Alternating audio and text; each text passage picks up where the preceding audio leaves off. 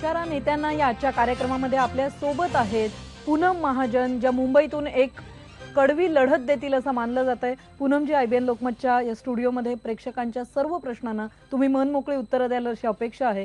फोनला सुरुवात झालेली आहे, पण पहिला फोन घेऊया। मतदारसंघाच्या बाहेरून फोन आलाय, उदगीरहून प्राध्यापक माधव देशमुख प्रश्न विचारतायत। देशमुख सर, प्रश्न विचारा। पूनमताई नमस्कार। नमस्कार।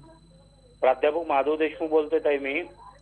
तसा प्रॉपर बीड जिल्ह्याचा आहे मी, पण बऱ्याच वर्षापासून लातूर जिल्ह्यात स्थायिक आहे आणि भारतीय जनता पार्टीच्या युवा मोर्चाचं काम करतोय ताई मी। बरं, प्रश्न विचारा देशमुख सर। दोन प्रश्न आहेत माझे। पहिला प्रश्न आहे की सध्या आपण भाजपामध्ये राष्ट्रीय सचिव म्हणून कार्यरत आहेत मॅडम, पण प्रमोदजी महाजन ज्याप्रमाणे पक्षामध्ये सक्रिय होते त्या पद्धतीने आपली सक्रियता इथे दिसत नाही अजून।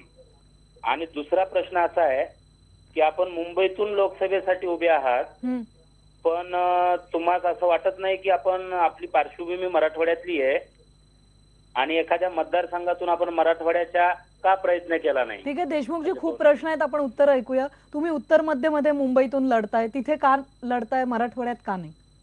नाही, असं काही नाही। आमच्याकडे असं नसतं की तुम्ही काय ठरवायचं असतं, कोणते मतदारसंघ असतात। आमच्याकडे पार्टीत जी सांगितली जाते पद्धती, जिथे आम्हाला जबाबदारी दिली जाते ती जबाबदारी आपण पार पडतो। कारण की तुम्ही युवा मोर्चाचे कार्यकर्ते आहात, मी महाराष्ट्राच्या युवा मोर्चाचं काम 3 वर्ष म्हणजे 6 वर्ष आधी केलेलं आहे। आणि मराठवाडा असो मुंबई असो, आपला एकमेव महाराष्ट्र आहे। आणि असं म्हटलं तर मराठवाड्याचे भरपूर लोक माझ्या मतदारसंघातही आहेत जे पूर्णतः सपोर्ट करतात।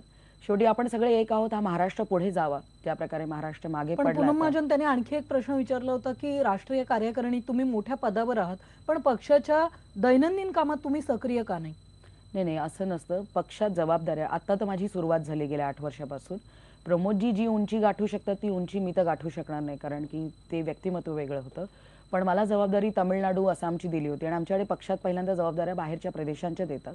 ती जबाबदारी मी चांगली केली असेल म्हणूनच मी राष्ट्रीय सचिव झाले आणि त्या जबाबदारीनुसार पुढे जात चालले। बघूया कसा तो प्रवास होतो। बीडलाच जातोय पुन्हा एकदा मराठवाड्यात, जिथून पुढचा प्रश्न जगदीश धसे यांचा आहे। जगदीश, प्रश्न विचारा, टीव्हीचा आवाज पूर्ण बंद ठेवा। हो मॅडम, बोला। मी बेळवरून बोलतोय। प्रमोदजींवर आमचं खूप प्रेम आहे मॅडम। ताईंना सर्वप्रथम या विजयासाठी शुभेच्छा। तर आम्ही बेडचे असल्यामुळे साहजिकच ताईबद्दल आम्हाला खूप प्रेम आहे आणि शिक्षण क्षेत्रामध्ये मी शिक्षक व्यवसायात पदार्पण करतो मॅडम। जगदीशजी, तुमचा प्रश्न विचारा। हो, तर या शैक्षणिक क्षेत्रासंदर्भात ताईंनी आपली भूमिका विशद करावी असं मला वाटतं। धसेजी, आपल्या तुम्हाला माहितच असेल, तुम्ही बीडमध्ये आहात, शिक्षण क्षेत्रात काय एक आपला नॅशनल मॅनिफेस्टो, कारण की आपण राष्ट्रीय मुद्द्यांवर ही चर्चा करतोय आणि निवडणूक लढतोय, त्याच्यात आपल्या GDP मधला 6% शिक्षणासाठी असावा, सर्व शिक्षा अभियान प्राथमिकरणातून ते पुढे जावं, युनिव्हर्सिटी प्रायव्हेट असो किंवा हे असो, जेवढा शिक्षणाला जेवढा आपण एक ओपन मार्केट देऊ ज्याच्याने प्रत्येकाला शिक्षण मिळालं आणि युवकांमध्ये आता कोणत्या गोष्टीत त्याची विभागणी न होता शिक्षणातून तो पुढे जावा। आणि सगळ्यात महत्त्वाचं म्हणजे स्किल बेस्ड एज्युकेशन, जे आम्ही गुजरातमध्ये केलं त्याच प्रकारे स्किल बेस्ड एज्युकेशनला प्रत्येकाची काय पद्धती, तो काय करू शकतो तो अभ्यास करून एक हजारो ITI कॉलेजेस काढून त्या मुलांना रोजगार उपलब्धीनुसार शिक्षण देणं हे आमच्या मॅनिफेस्टोमध्ये जाहीरनाम्यात आहे। आपण मतदारसंघातल्या प्रश्नांकडे आरोप प्रत्यारोपांकडे येऊया, पण पुन्हा एकदा जळकोटला जाऊया। पंकज राऊत यांचा प्रश्न आलाय। पंकज, प्रश्न विचारा। मॅडम, मी तुम्हाला निवडणूक शुभेच्छा। धन्यवाद। मॅडम, आम्ही ST कास्टचे असून तर आम्हाला आमच्या कास्टला तुम्ही सुरक्षा भेटत नाही, आमची व्हॅलिडिटी होत नाही औरंगाबादहून। मी मराठवाड्यातून बोलतो। मला कळलं तुम्ही जळकोटहून बोलताय, पण असा विषय आहे की महाराष्ट्रात सत्ता गेले 15 वर्ष काँग्रेस आणि राष्ट्रवादीची आहे, त्यामुळे सुरक्षा हा मुद्द्यावर मी काय म्हणू, सगळी अंधेर नगरी चौपट राजा अशी झालेली आहे। पण मी तुम्हाला आश्वस्ती देते, मागासवर्गीयांचं कास्ट व्हॅलिडिटी नाही, बिलकुल मी आश्वस्त करते की आता राष्ट्रीय रूपे जेव्हा आमची सत्ता येईल त्यानुसार मागासवर्गीय लोकांसाठी अजून किती, आणि आमची जेव्हा सत्ता 95 ते 99 मध्ये गोपीनाथ मुंडेंनी किती कामं मागासवर्गीय लोकांसाठी केली आहेत आणि नक्की करू। आणि जिथे कुठे काही त्रास होत असेल तर आमचे कार्यकर्ते तुमच्यासाठी तयार आहेत, औरंगाबाद, संभाजीनगर असो किंवा जळकोट असो। अंधेरीला जाऊया। पृथ्वीराज नाईक यांचा प्रश्न आलेला आहे। पृथ्वीराज, प्रश्न विचारा। नमस्कार मॅडम। नमस्कार। मी चांदोली म्हाडा, जे आता आपण 8 तारखेला जे रामनवमी दिवशी येऊन गेला त्या मतदारसंघातून बोलतोय। 8 तारखेला बोला, मी चांदिवलीला आले होते। हे आम्हाला गव्हर्नमेंटने आम्हाला सर्व दिलेलं आहे, ऍक्च्युली हे आपणास माहिती आहे, तर हे अजून बीएमसी मध्ये अंडरटेकर का झालेलं नाहीये आणि हे आम्हाला इथल्या सुविधा इथं पाणी नाही, लाईट नाहीये. बिल्डर पाशी गेलं तर बिल्डर आमचे इथले नगरसेवक आपले सांगळे साहेब म्हणून आहेत आपले शिवसेनेचे, त्यांनी पण भरपूर वेळा इथं प्रयत्न केले, पण बिल्डर एकच उडवडीची उत्तरं देतो. ठीक आहे, नाही तुमचा प्रश्न कळलेला आहे. पूनमताई तिथे प्रचारासाठी आल्या होत्या. जी, सांगळे सरांनी तिकडे त्यांचं नाव घेतलं, त्यांनी भरपूर काम केले. चांदिवलीत आमची पद्धती आणि आमचे कॉर्पोरेटर जेवढं काम करू शकतात ते केलेले आहेत, कारण की जास्त कॉर्पोरेटर नाही आहेत चांदिवलीत. बीएमसीच्या रूपे आम्ही काम करतोय आणि ते नक्की जास्त करू. बिल्डर लॉबी ही आता परत मी सांगते की ज्या प्रकारे बिल्डर लॉबी आहे, एअरपोर्ट अथॉरिटीची तिकडे जागा असो तर राष्ट्रीय रुपया UPA सरकार आहे, आणि समजा बाकी प्रायव्हेट लँड कलेक्टर लँड असो तिथे राष्ट्रवादी काँग्रेस आणि काँग्रेसची सत्ता आहे. ह्याच्याहून जास्त मी चांदिवलीशी काय बोलू हे तुम्हालाही माहिती आहे की काय प्रकारची राजकीय आणि बिल्डर लॉबी पुढे आलेली आहे, पण त्याचा पूर्णपणे नायनाट करण्यासाठी आम्ही सगळे सज्ज आहोत.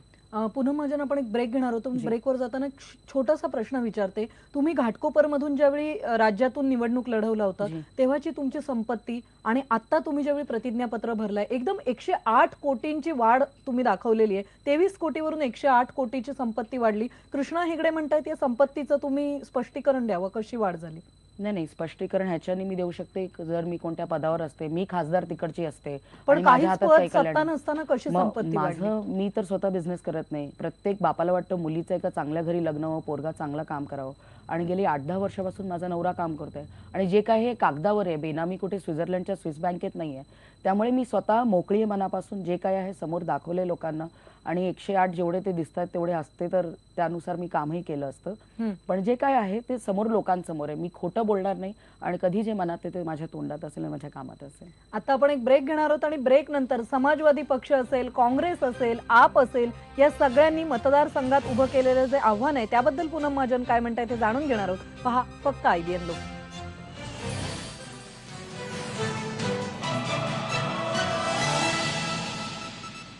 पांढऱ्याहून उमेश वानखेडे प्रश्न विचारतायत. उमेश, प्रश्न विचारा. हा, हॅलो मॅडम. नमस्कार, बोला. हॅलो, नमस्कार. हा उमेशजी बोला. हा मॅडम, एक महत्वाचा प्रश्न आहे, कारण की तुमच्या मतदारसंघाशी निगडीत प्रश्न नाही आहे. मी बांद्र्यात राहतो पण प्रॉपर मी अमरावती जिल्ह्यातला आहे. प्लीज फक्त विचारू द्या.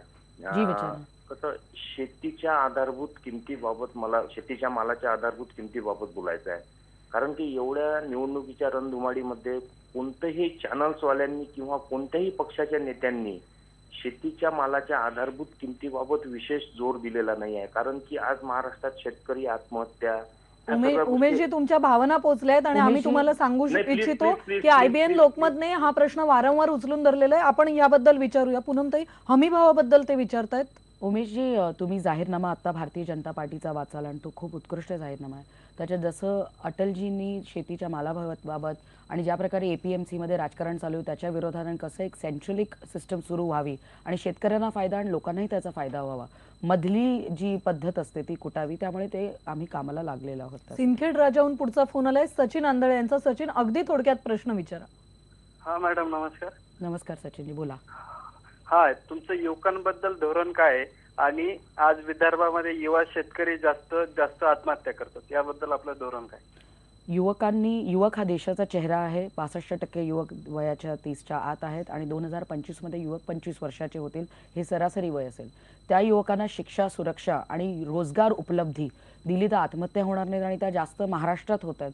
ज्या प्रकारे आमची NDAचे सत्ता स्थानं आहेत तिथं सगळीकडे युवकांना एक रोजगार उपलब्धी मिळते आणि शिक्षाही मिळते. आणि राष्ट्रीय रूपी सुद्धा जेव्हा नरेंद्र मोदी या देशाचे पंतप्रधान बनतील त्यानुसारही आम्ही जाहीरनाम्यात डिक्लेअर केले की आम्ही ते करू. आपण आता एक ब्रेक घेणार आहोत आणि ब्रेक नंतर पूनम महाजन यांना आणखी काही मतदारसंघातले प्रश्न विचारणार आहोत. पहा फक्त IBN लोकमत.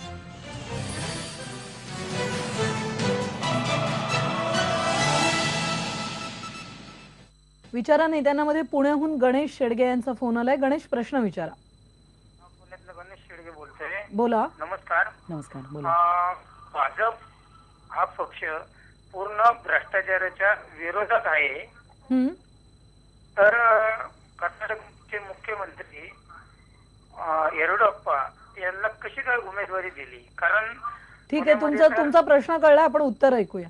जेव्हा भ्रष्टाचाराच्या केसेस होत असतात तेव्हा आपण हे बघतो की ज्युडिशरी काय करते आणि न्यायालयाने समजा प्रत्येक गोष्टीत क्लीन चिट दिलेली असेल किंवा त्यांच्यावर गुन्हा दाखल झाला असून सुद्धा त्यांच्यावर ती कारवाई झाली नसेल आणि आपण केस लढतोय तर आपण त्यानुसार फॉरवर्ड करतो. पण कोणी कन्व्हिक्ट झालेलं असेल तर नक्कीच भारतीय जनता पार्टी अशा लोकांना बिलकुल घेणार नाही. पुढे गोव्याला जाऊया. वैभव सासवडकर फोन करून प्रश्न विचारतायत. वैभव, प्रश्न विचारा. हा मॅडम, गुड आफ्टरनून. नमस्कार, गुड आफ्टरनून. मी फार्मा फील्ड मध्ये आहे. तर माझा प्रश्न असा आहे की फार्मा फील्ड मध्ये जे न्यू फार्मासिस्ट बाहेर पडत आहेत त्यांना पूर्णपणे जॉब मिळत नाही, आणि जॉब जरी मिळाला तरी पुण्यासारख्या ठिकाणी 8,000 ते 7,000 असं नॉर्मल सॅलरी मध्ये जॉब मिळतात. त्यासाठी गव्हर्नमेंट इंटरॅक्ट नाही करू शकत प्रायव्हेट फील्ड मध्ये. ठीक आहे, आपण ऐकूया उत्तर त्यांचं. म्हणून मी म्हटलं की मॅन्युफॅक्चरिंग या देशाचं आपण नेहमी इनवर्ड्स घेतो, सगळं बाहेरून आणण्याचा प्रयत्न करतो. आपण मॅन्युफॅक्चरिंग आपलं स्ट्रॉंग करायला हवं, जसं आमच्या प्रदेशात आहे, जिथे जिथे भारतीय जनता पार्टीची सत्ता आहे. मॅन्युफॅक्चरिंग, जॉब ऑपॉर्च्युनिटीज अशा भरपूर गोष्टी ज्या उपलब्धही दिल्या तर भरपूर काही होऊ शकते. ते होऊ शकत नाही, पण गोव्यातही होईल, कारण की गोव्यातही सरकार आमची आहे आणि मनोहर पर्रीकर पूर्ण विकासाच्या मार्गावर काम करत आहे. महाराष्ट्राबाहेरचे सगळे प्रश्न ऐकल्यानंतर मतदारसंघात पुन्हा एकदा येऊया. एक शेवटचा प्रश्न विचारते. म्हणजे एकीकडे प्रिया दत्त यांचं आव्हान आहे, दुसरीकडे समाजवादी पार्टीचे फरहान तुमच्या विरोधात उभे आहेत, तिसरीकडे पालखीवाला आपकडून रिंगणात आहेत. ही सगळी काटेकी टक्कर आहे असं वाटतं मतदारसंघात, आणि तुम्ही विजयी होणार असं कशाच्या आधारे म्हणताय? कोणीही निवडणूक लढला तर त्याला वाटतं की तो विजयी होणार, तो इंडिपेंडेंट कॅन्डिडेट असला तरीही. पण ज्या प्रकारे मी दोनच गोष्टी सांगेन की एनडीएचं विकासाचं पत्र, आमचा कामाचा आढावा, आम्ही काय केलं आमच्या सत्तेत सुद्धा 6 वर्ष, आणि आम्ही काय केलं आमच्या प्रदेशात, आणि युपीएने गेली 10 वर्ष काय केले, हा फक्त तुम्ही प्रगती पुस्तक जरी बघलात तर मला वाटतं त्याच्यातूनही दिसेल की आज परिवर्तन पूर्ण देशभरात. आणि या मतदार क्षेत्रात जिथे गेले 10 वर्ष 6 काँग्रेसचे, मुंबईत 6 काँग्रेसचे खासदार निवडून आलेत आणि विकासाच्या नावाने काही दिसत नाहीये. त्यामुळे लोकांना परिवर्तन हे लोकांतून मी बघते. मग काटेकी टक्कर असो, लोकांसाठी लढतोय तर नक्की विश्वासात राहू आम्ही. धन्यवाद पूनमताई, आज स्टुडिओमध्ये आलात आणि प्रश्नांना उत्तरं दिलात याबद्दल. उद्या देखील विचारा नेत्यांना या कार्यक्रमामध्ये नव्या नेत्यासह, नव्या प्रश्नोत्तरांसह याच वेळेत पुन्हा भेटणार आहोत. पहा फक्त IBN लोकमत.